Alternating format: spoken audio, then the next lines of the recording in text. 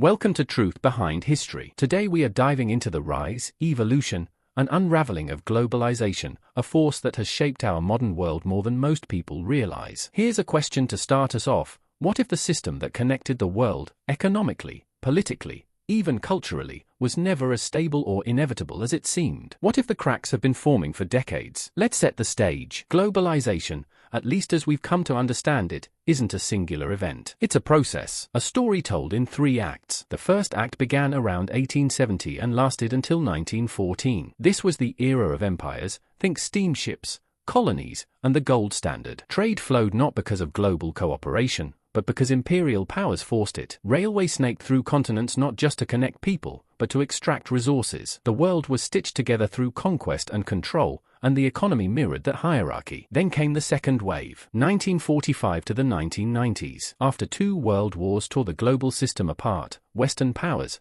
led by the United States, tried to rebuild it under a new banner, liberal internationalism. This was the Bretton Woods era. Think fixed exchange rates, institutions like the IMF and World Bank, and a global economy anchored by the US dollar. For a time, it worked. Trade expanded, capital flowed. But this system, too, was based on a certain kind of control, not through empires, but through institutions. Then came the third wave, the age of hyperglobalization. From the 1990s until around 2020, barriers dropped, borders blurred, and supply chains stretched across the planet like spiderwebs. Goods were made in one country, assembled in another, and sold in a third, all in the name of efficiency. It was the rise of just-in-time logistics, digital finance, and the dream of a borderless world economy. But dreams come with blind spots. So how do we measure this thing called globalization? Economists have some tools. Trade to GDP ratios. For one, a fancy way of saying how much of a country's economy depends on buying and selling with the outside world. Capital flows,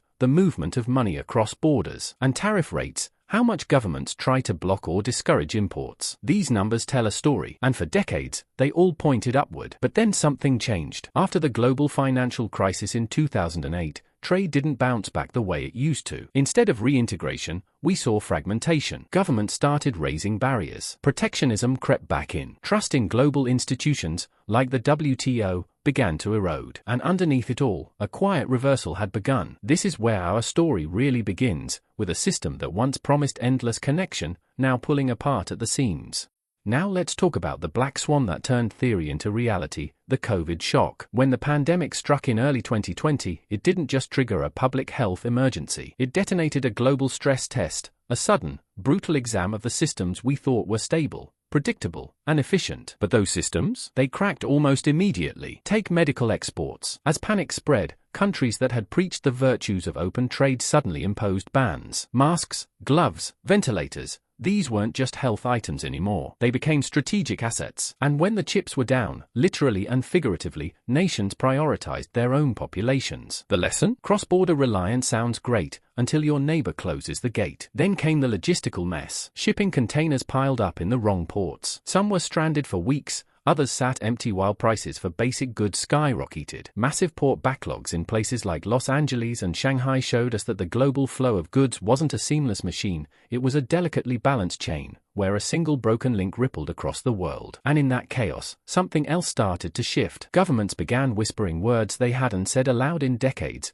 reshoring, strategic production, self-sufficiency. Suddenly, semiconductors weren't just chips, they were national security. Essential medicines? No longer something you outsource to save a buck. Countries started bringing key industries back home, not because it was cheaper, but because they couldn't afford not to. This marked a turning point, not just in logistics, but in mindset. For years, the dominant model was just in time. Companies kept inventory low, leaned on global suppliers, and trusted the system to deliver what they needed, when they needed it. But when everything broke at once, that model collapsed. Enter just-in-case thinking. Stockpiles, backup suppliers, domestic production capacity. In short, resilience over efficiency. The COVID shock didn't create the fragility in globalization, it revealed it. And in doing so, it shattered the illusion that global systems could withstand any storm. What followed was a fundamental rethinking of risk, and a renewed appreciation for national autonomy in a world that had grown dangerously dependent. As if a global pandemic weren't enough to shake the foundations of globalization, just 2 years later, another major fracture hit the system: war. When Russia invaded Ukraine in 2022, it wasn't just a military conflict. It was an economic earthquake, the kind that ruptures global norms and rewrites the rules of engagement, not just on the battlefield, but across the entire world economy. Let's start with energy. For decades, Europe relied heavily on Russian gas. Pipelines flowed like arteries from east to west, delivering fuel that powered factories, heated homes, and sustained entire industries. But when the war began, that lifeline turned into a liability. Suddenly, dependence became a vulnerability. Europe scrambled to recalibrate, fast. Liquefied natural gas terminals were built in record time. Contracts with countries like Qatar and the United States exploded. The rush to diversify energy sources wasn't just about staying warm in the winter, it was about strategic survival. Globalization, once framed as an economic choice, had become a geopolitical risk. Then came the weaponization of trade. It's easy to forget how quickly it happened. SWIFT bans, export controls, sanctions on banks,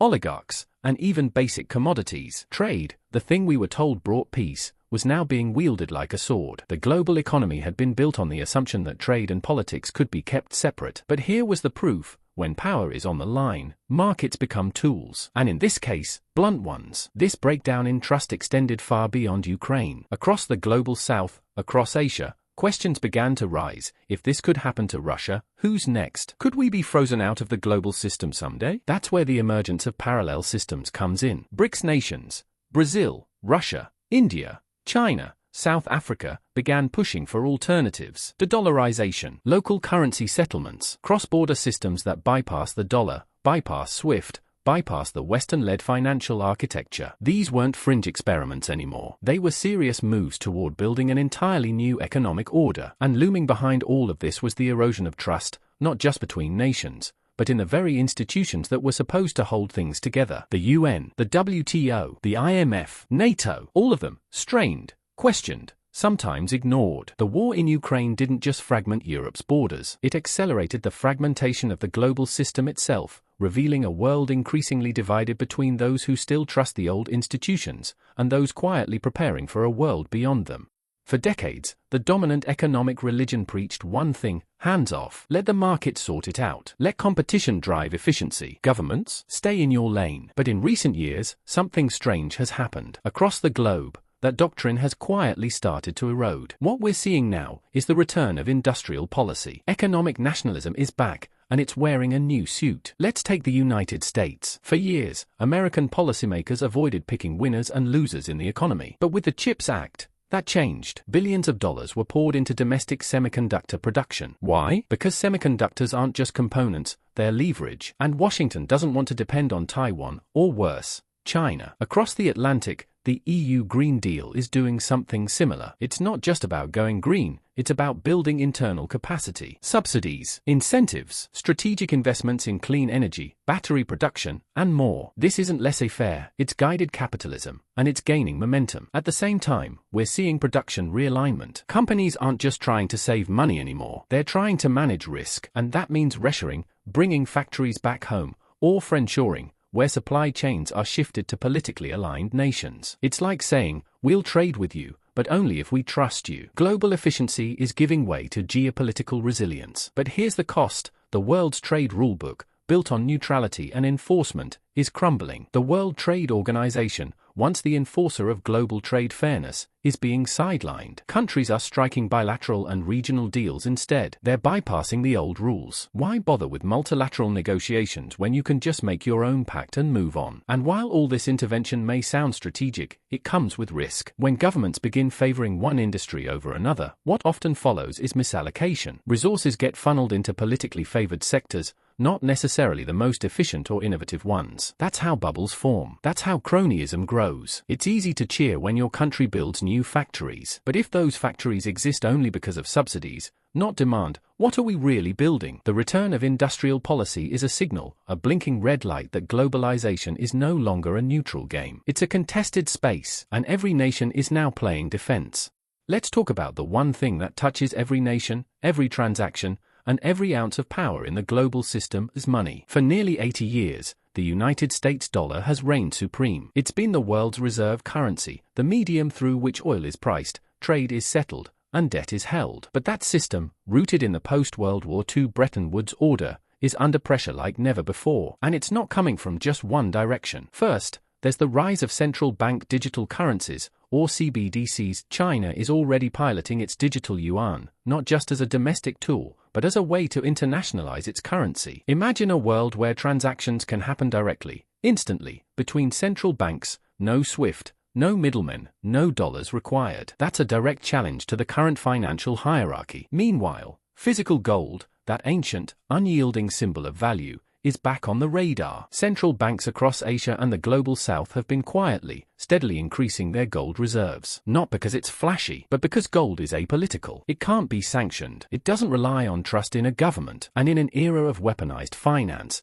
that matters more than ever. This isn't just a hedge. It's a message: we don't fully trust the system anymore. And then there's the big institutions, the IMF, the World Bank, once the pillars of global economic governance. But over time, their credibility has faded. Their policies are often seen as one-size-fits-all, tilted toward the interests of the West, particularly the United States. As emerging markets grow in size and influence, their patience with these legacy institutions is wearing thin. Add to this the growing chorus of nations experimenting with cross-border payment alternatives, BRICS trade in local currencies, digital settlements between Russia and India, gold-backed trading platforms in the Gulf, and you start to see the picture forming. We are witnessing not just a challenge to the dollar, we're witnessing a multipolar reimagining of what financial power actually means. Now, does that mean the dollar collapses tomorrow? No, but the trend line is clear. Trust, once held almost blindly in a single currency and system, is fragmenting. The global monetary order is slowly realigning, not around one new center, but around many competing nodes. And behind it all is a question that every empire eventually faces: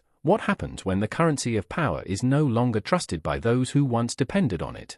So if globalization is unraveling, who wins and who loses? Let's be clear, this isn't just about countries. It's about entire classes of people, entire systems of production, and perhaps entire ideologies. The first group of winners? Domestic producers. Think factories that had been offshored in the name of efficiency, only to find their operations suddenly desirable again. Governments are handing out subsidies, tax breaks, and sweetheart contracts to bring them back. The Made in America label, or its equivalent in other countries, has become both a political slogan and an economic strategy. But there's a catch. Export-driven economies, like Germany, Japan, South Korea, are facing a new reality. These nations built their wealth by selling to the world. But if the world is fragmenting, who do they sell to? If supply chains break, if tariffs rise, if trade slows, their model falters. And what about the so-called global south? For many of these countries, access to global markets was a path out of poverty. Factories, call centers, agriculture, all built on the assumption that borders would stay open and trade would keep flowing. But in a world of rising protectionism, they're left in limbo. Too big to ignore, yet not powerful enough to shape the rules. And that brings us to inequality. One of the cruel ironies of globalization was that while it lifted millions out of extreme poverty, it also hollowed out the middle class in developed nations. Now, as the pendulum swings the other way, we're seeing new winners emerge, but the losers, they're often the same people. The working poor, the consumers paying higher prices, the small businesses squeezed by inflation and rising costs. Speaking of inflation, let's talk about that for a moment. As nations pull back from global integration and move toward domestic production,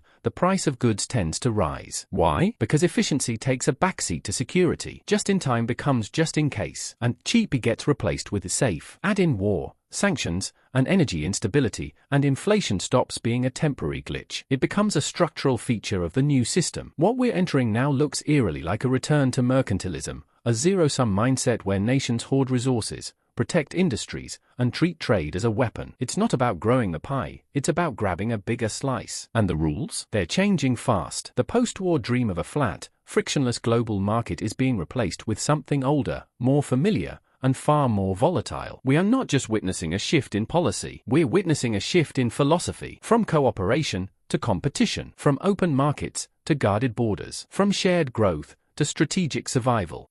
History doesn't repeat itself, but it sure does echo. And as we watch the global order crack and shift, those echoes are getting louder. If you listen closely, you can hear them, lessons from the past, ringing with eerie familiarity. Let's start with the interwar period, the years between World War I and World War II. After the collapse of the first wave of globalization in 1914, the world stumbled through a fractured era of tariffs, currency wars, and rising nationalism. Countries turned inward. Institutions failed to keep up. Trade collapsed. And what began as economic isolation quickly spiraled into global catastrophe. Sound familiar? Next, let's rewind even further to Tokugawa Japan. For over 2 centuries, Japan followed a policy of deliberate isolation. They sealed themselves off from foreign influence, trade, and ideas. And while it protected their sovereignty in the short term, it also created a stagnant economy, technological backwardness, and a vulnerability that was exposed the moment the West arrived with gunboats and demands. Isolation has its costs, especially when the world doesn't stand still. Fast forward to the 1970s, a time of inflation, oil shocks,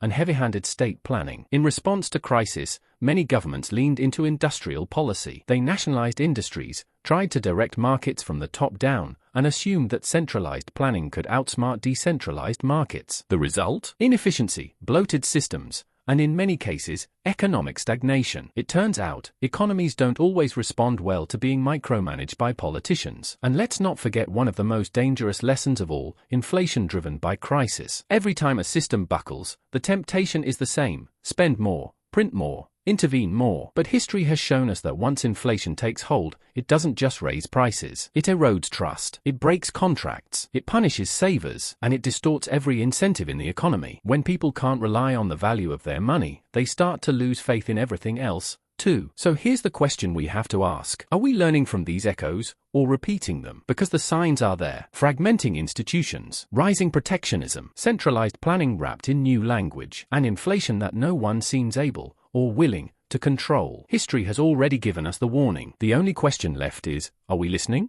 So now that we've traced the rise, the fall, and the unraveling of globalization, what comes next? Is the world headed toward a new era of walls, war, and winners-take-all nationalism? Or are we entering something more complex, more decentralized, more fluid, maybe even more free? Here's what we do know. The old model is breaking. The idea that the world could be stitched together through endless trade, trust in institutions, and centralized global rules. That model only works when everyone plays by the same rules. But we're living in an age where trust is fading, and power is scattering. And that's not entirely a bad thing, because even as centralized systems falter, something else is emerging beneath the surface. Decentralized alternatives, peer-to-peer technologies, cryptocurrencies, parallel financial networks, trade routes that ignore Washington, Brussels, or Beijing. Nations are forming regional alliances not out of loyalty, but out of pragmatism. And individuals? They're building parallel economies that don't rely on permission from above. The system we knew isn't dying. It's splintering. And in that fragmentation lies both danger